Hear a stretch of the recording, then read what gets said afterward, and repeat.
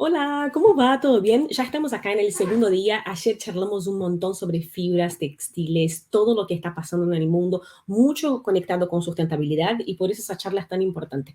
Estamos acá con Davide Lettieri. Hello, David. Chao.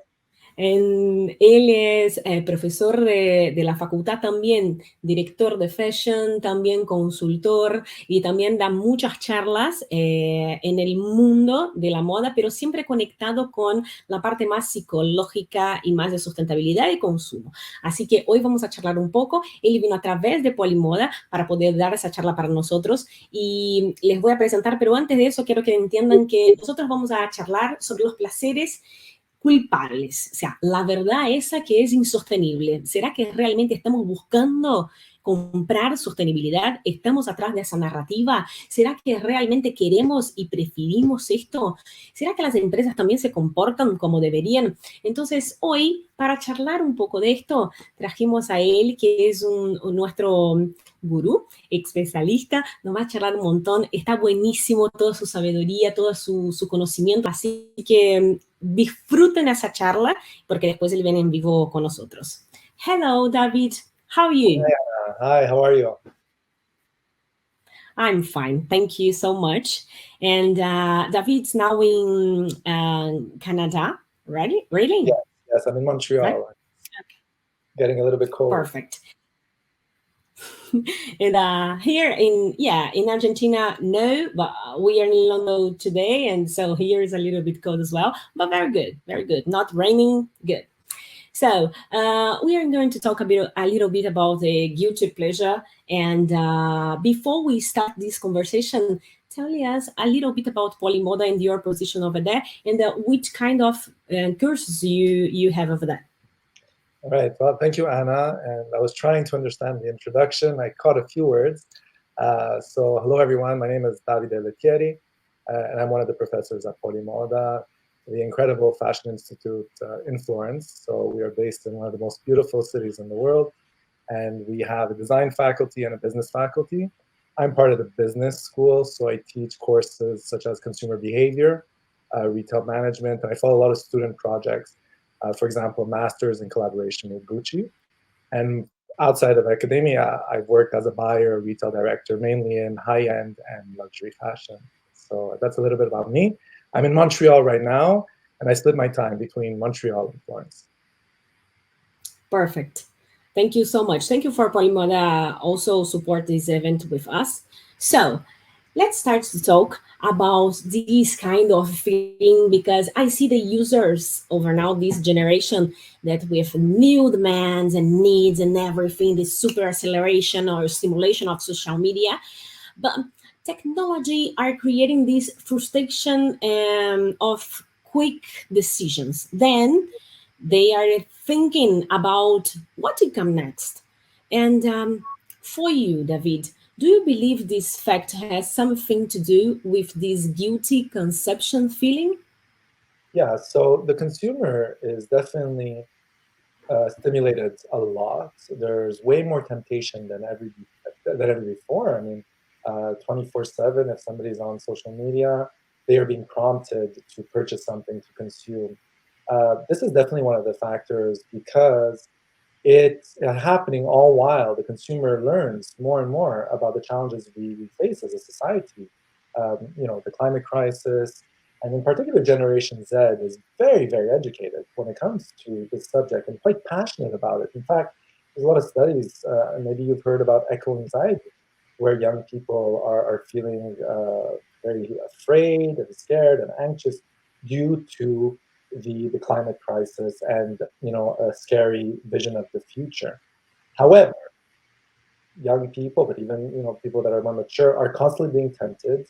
The inconveniences of shopping are reduced, right? All we have to do is push a button, and we get it. And it's not only with our consumption for clothing; it's also how we consume food, our social lives, our entertainment, and this is the paradox that's happening. So we have access to it, we want it because we're human and the temptation is strong, but sometimes we maybe feel a little bit guilty of our consumption because in that same scrolling process, you're seeing a beautiful pair of shoes or a wonderful, cool pair of jeans, and right after you might see a message regarding the climate crisis. So it's a lot of emotions to tackle at once, and this is definitely contributing to this guilty consumption.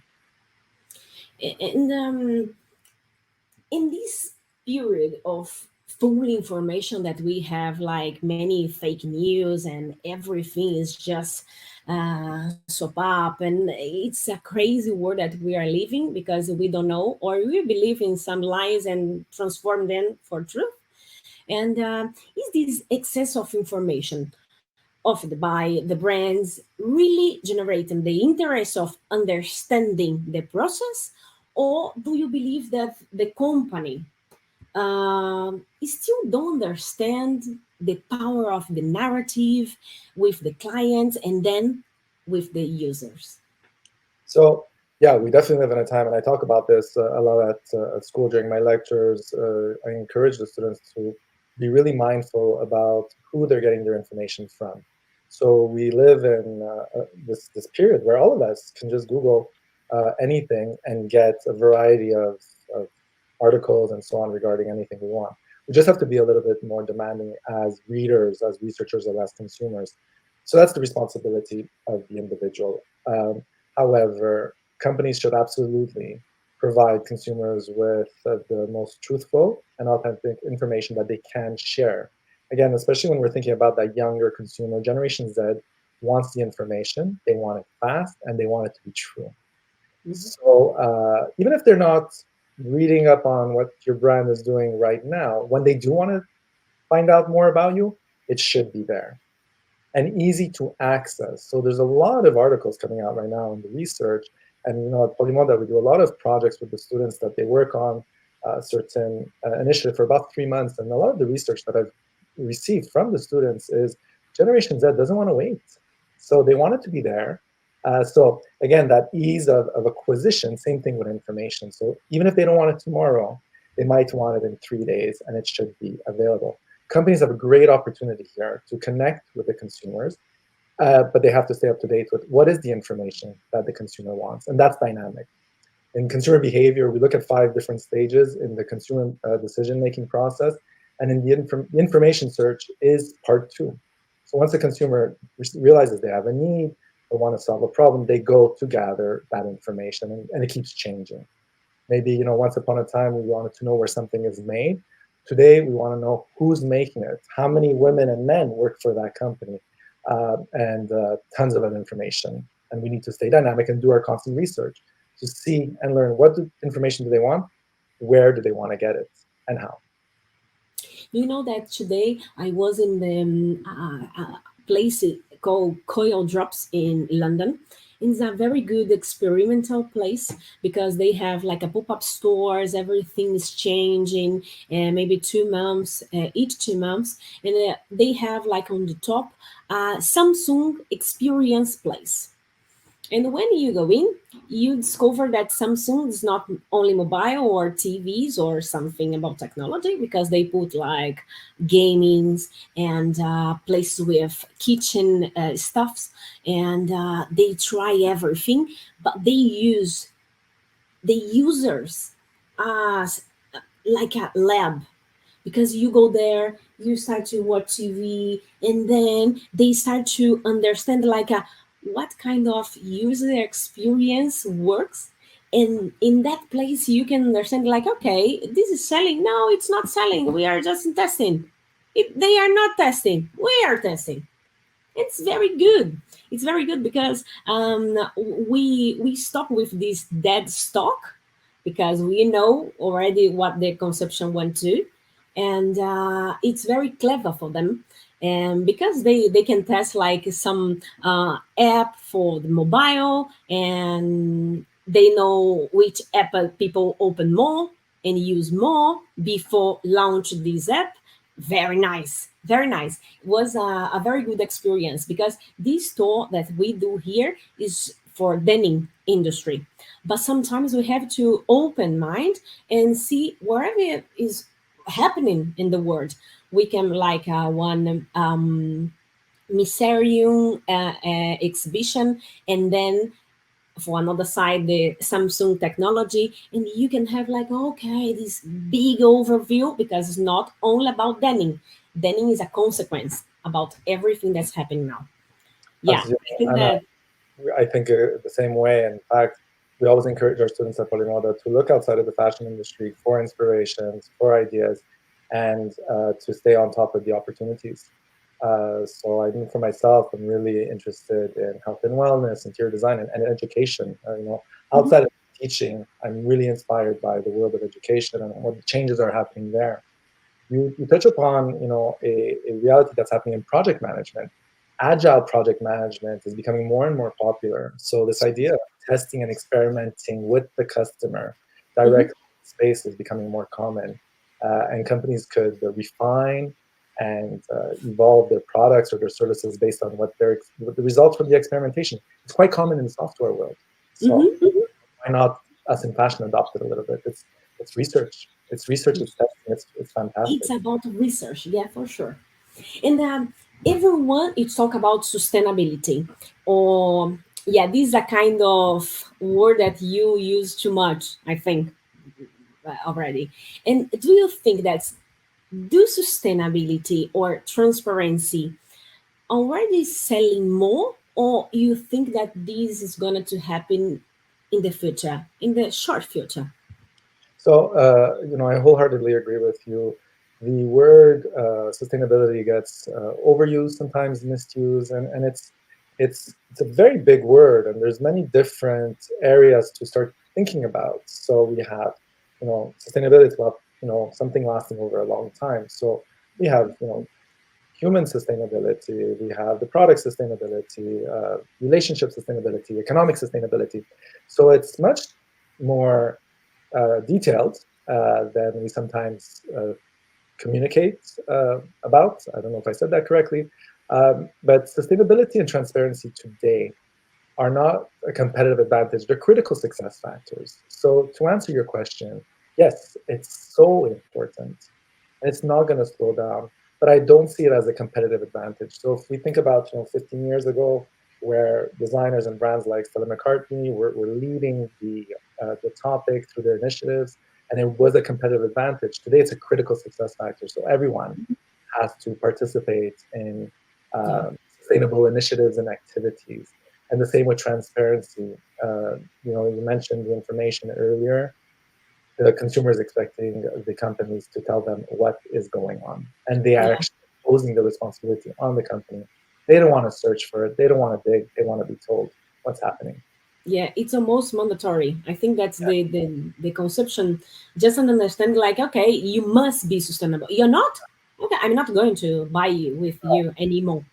Yeah, so we look at critical success factors whenever we're doing a new project or thinking about opening a store, for example, or starting a brand. What are the elements? What's the criteria just to succeed? Not to succeed, excuse me, to compete is the Mm-hmm, word I want to use. So just to mm-hmm. compete. So today it's mandatory, as you say. So um, yes, companies must strive to be more sustainable, more responsible, and more transparent. There's a few great brands. In particular, I'm a fan of the Swedish label Philippa K. So they've always had sustainability at the forefront of what they do. Also, just the idea of a wardrobe. I'm going to show you a couple of other examples. Ganni, in particular, has been really interesting over the last few years. And what I like about Ganni is that they've been able to really resonate with that younger audience. So, the fashion industry is always looking at what's next. And today, Generation Z is so important as part of our conversations, our research. And I've done a lot of projects at Polimoda with the students on Ganni, and they love it. And one thing they love, and I'll show you now, let me share my Mm-hmm, screen. mm-hmm. Yes, please. Yeah, On Ganni's website right now. So Ganni is from Denmark. I And love them. yeah, that's the response often that I've received from students and even just from friends, that they really love the brand. And one thing that Ganni has done so well is to use a language that resonates with its audience. And Ganni talks about responsibility. And in fact, their aim is to be the most responsible they can be. So we have here responsibility. And if you go on the website and navigate a little bit, dive deeper, you'll see some of the initiatives that they've taken to be more responsible. So they've created goals that they share on their website. They communicate milestones and where they are in achieving those goals. Well, again, always with the language of responsibility, improvement. So they know that the industry is far from perfect, but there's ways to improve it. And they know that, as a company who is in business, they have to perform. They still have a long way to go to meet that economic sustainability, as I mentioned earlier, and sustainability linked with the environment and so on. So they've done a great job at this. And like I said, a lot of young people really, really connect with the initiatives of Danny, and that combination of creativity, fashion, fun, which is always so important, especially when we're talking about a younger audience, and also perhaps an overused word, but still very valuable, is authenticity. If the Yes. customer feels like the company is being honest, the company has a better chance of connecting with them. And as you'll see on Gani's website, you can get a lot of information. So this also responds to your earlier questions, Anna. It's all there for the customer when the customer wants to read about it. And that's what we're suggesting.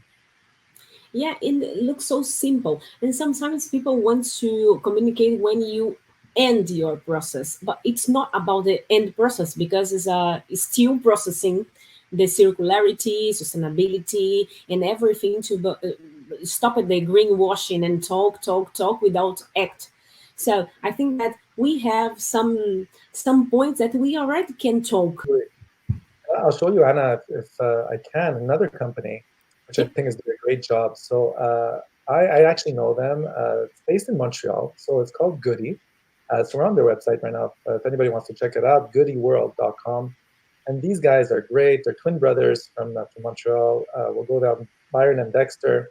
They were the ones who brought in Scandinavian labels such as Nudie Jeans, Acne Studios, and Philippa K into North America. And then they started their own collection, Want les Essentiels. And a couple of years ago, they said goodbye to all of that. And they started this lifestyle platform where it's really about conscious consumption for people who truly love the planet, people, and beautiful objects. So it's a lifestyle space. So you have everything from some furniture to linens and some clothing. And something I really love about Goody is this part over here, which we see on the website, is they are so clear about what is important to them. And the consumer can choose based on the criteria here. So for instance, we have heritage craft preservation, diverse representation, poverty reduction, marginalized communities, gender advocacy, circular economy, and the list goes on. So for instance, let's say I care about Amazing. heritage craft preservation. I can go there and then I'll see a variety of products that meet that criteria. And they'll also tell us other criteria that that product meets. This is so honest, and it's similar to Gani in the sense of we're aiming to improve. So we're not Yeah. 100% there yet because it's hard. As you know, we're learning and applying, and there's a lot of processes in the whole system that sometimes the consumer doesn't know. But when the consumer sees that companies are making clear efforts to communicate with them the steps that they're taking to make the right choices and to help the consumer make the right choices, they love it. So I think these guys have created something pretty special. And it looks so creative, nice, very minimalist, and amazing. Yeah, well, they love good design, and like I said, I know them. They're great guys, and they were, you know, the pioneers in North America as far as bringing in some of those Scandinavian labels, which became global phenomenons. So they have great taste, and we can be conscious, we can be sustainable, we could work harder to make the right decisions and make the world, our homes, the way we dress, a more beautiful place. Yeah, yeah, for sure. And sustainability, I think that's about collaboration. When you share your idea, when you can be so glad about another people or some brands that your neighbor doing a good job. So this is a part of the process, and oh, very good examples.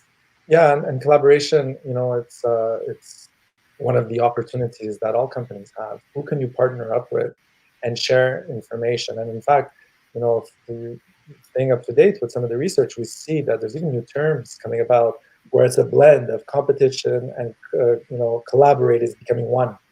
So we could even collaborate with our competitors for the greater good. And this is quite interesting. And we've seen some fashion companies already participate in some initiatives. And I'm sure a lot of creatives are going to find interesting solutions to be more sustainable and more interesting for the fashion industry. Very good. Oh, thank you so much. So rich, so deep this conversation. And I think that people, somebody that's curious about understand a little bit more about consumption, steps to go to sustainable brand. I think that they can contact Polimoda or they contact you, and we are going to have a chat over now, live session, because probably we have some questions to answer. Thank you so much for your participation. Thank you, Anna. This was so nice. And yeah, I'm open to any questions and would love to continue the conversation. Thank you. Ciao, David. How are you? I'm very fine. You? I'm good. I'm good. Thank you.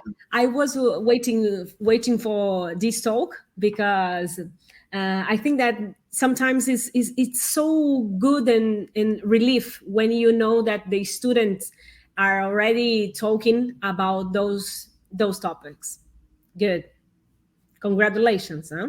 Thank you. It was nice to rewatch our discussion, which we had, and such a good exchange, and with the goal of making positive improvements and seeing some of the initiatives already happening.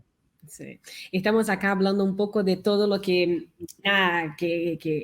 él, le gustó rever toda la troca que nosotros tuvimos en esa charla, porque la verdad es muy enriquecedor. Y yo decía que para mí es muy gratificante, es como un alivio ver que los estudiantes ya están hablando de temáticas así. Les pido a ustedes para que pongan en el chat las preguntas que quieren hacer sobre lo que habló David. Y también quiero, nada, como antes de todo, avisarles que Polimoda tiene un abanico enorme de cursos de fashion y que todos abarcan las temáticas sostenibles, lo que es muy actual. Nosotros hablamos ayer sobre cómo la industria se modernizó y cómo muchas veces miramos la educación y parece que está pausada en el tiempo. En el caso de Polimoda sabemos que no, y hoy vamos a mostrar otros casos también, pero a ustedes que tienen ganas, como ayer fue el Día del Designer, a ustedes que tienen ganas de hacer algún tipo de curso, máster, posgrado, y que tengan todo eso como base, vayan ahí, busquen la información con Polimoda. Inclusive les dejé también un mail para que puedan contactarse, ¿no? Ahí está en el top del chat.